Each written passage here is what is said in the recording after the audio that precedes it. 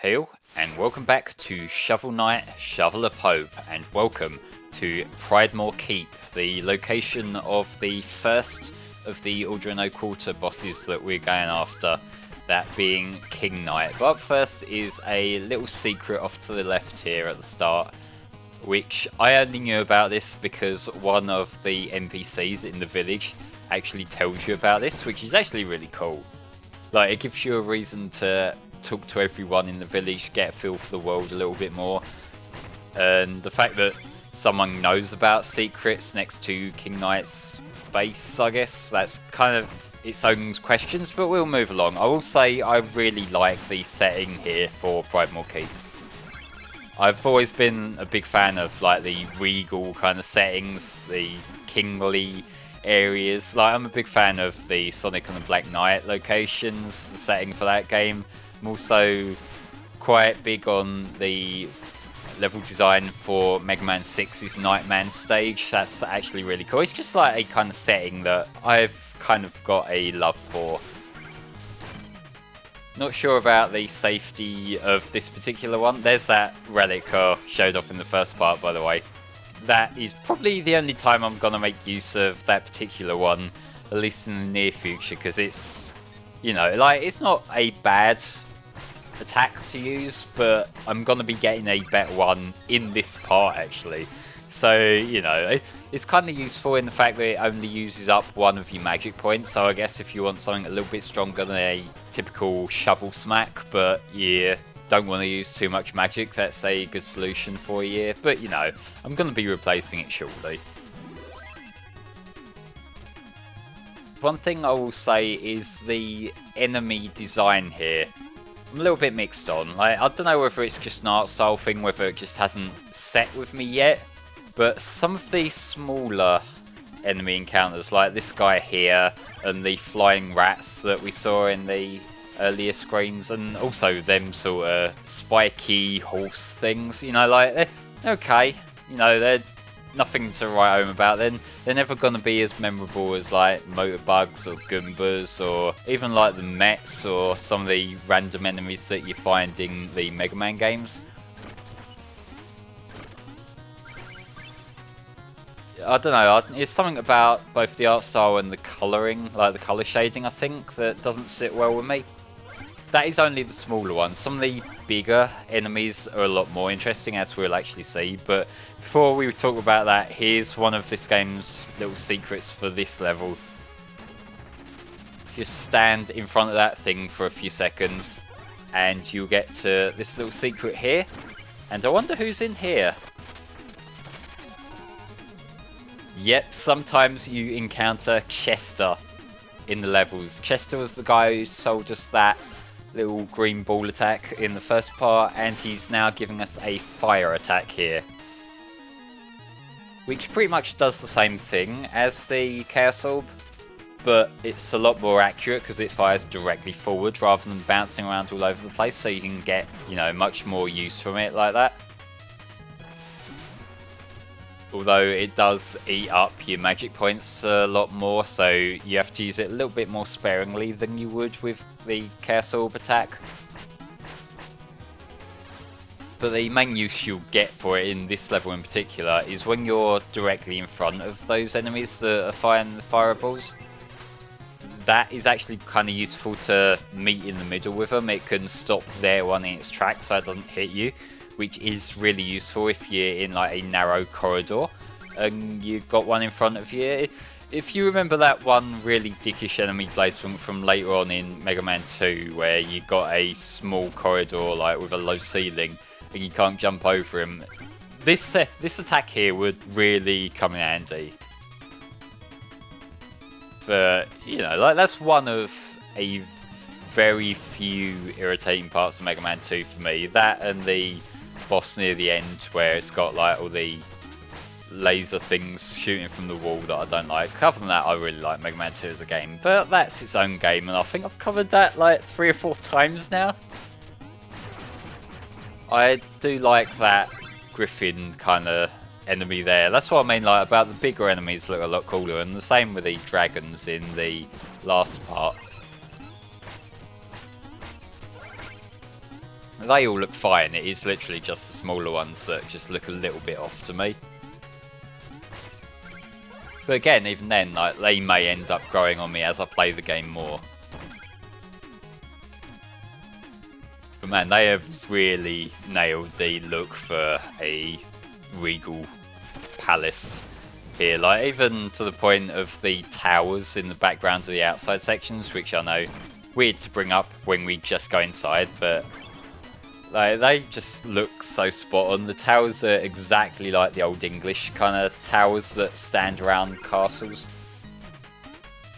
And I will also bring up the checkpoint mechanic there, as you're just seeing me destroy 2 of them in a row.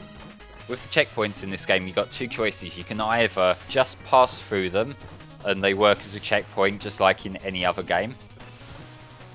Alternatively, you can destroy the checkpoint so you can't use it as a checkpoint.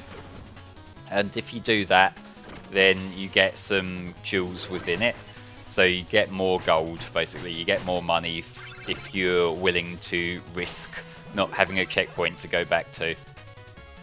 So if you want to get some more gold and you've mastered a certain level, that's a good way to do it. You can just get the huge amounts of wealth from sacrificing your safety net.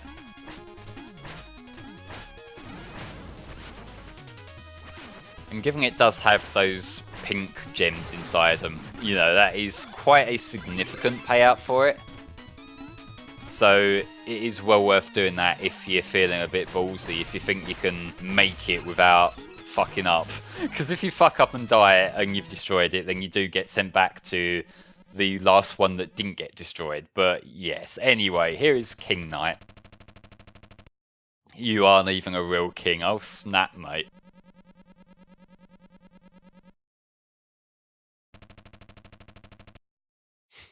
You're naught but a decadent dandy. I do like some of the dialogue that I've seen so far. But King Knight is actually quite an easy boss. He just jumps around. He's possibly even easier than Black Knight was. Again, I'm going to be tanking a few hits from him, but you know, that's just my playstyle. I'll just keep jumping around. And again, I'm doing more to him than he's doing to me, so it really doesn't matter at all. When you see him stop to play his music, you've got to be a little bit more attentive for the debris, but you know, I took him down easy enough. That particular animation of the brass coming out from the side to play music and then those debris coming down, that kind of reminds me of the Planet Sonata boss from Rystar, the one where the bird keeps pouncing in on you, which is arguably the worst boss in Rystar. It's the most fiddly to get down. It's done a lot better in this game, I think.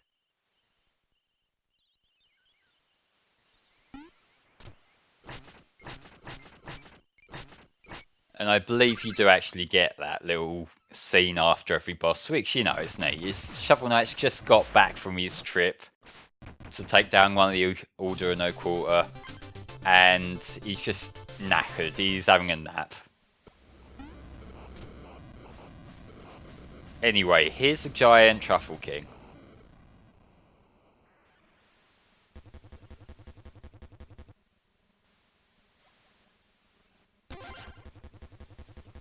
So basically, if you've got the truffle chalice that you could buy from that guy down in the underground section in the village, then you can get a special power-up item here from this guy.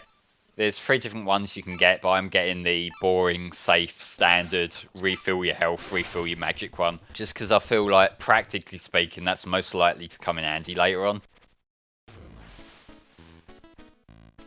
Obviously, I haven't got much further later on, so we'll see.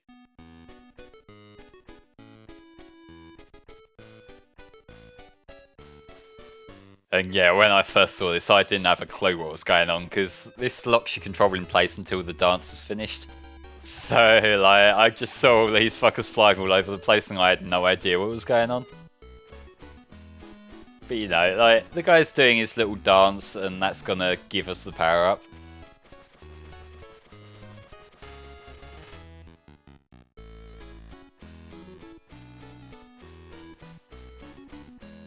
And it's a neat little song, so I'm gonna just let him do his thing.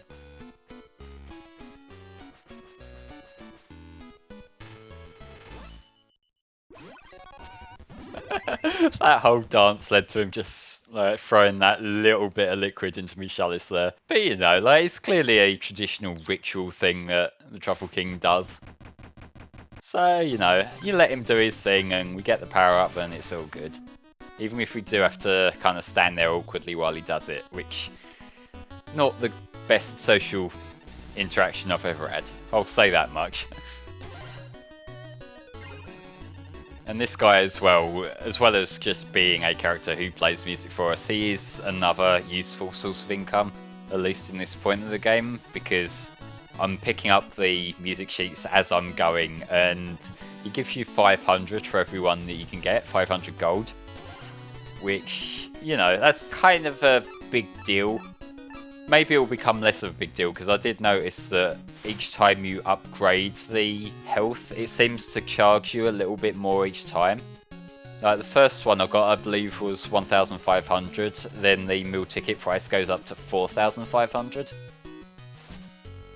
So that's probably just to avoid you grinding to start the game and then being over leveled, which, you know. The whole difficulty in games, that's very much an ongoing debate at the time recording this, given Sekiro just came out. But, you know, like if you want to grind in this game and get the level ups, then you can do that, although it's designed in a way to stop you just doing that. Like it kind of wants to discourage it, although it doesn't flat out stop it. So ultimately, you can play however you want, but maybe don't be too much of a scrub about it. That's basically my take here.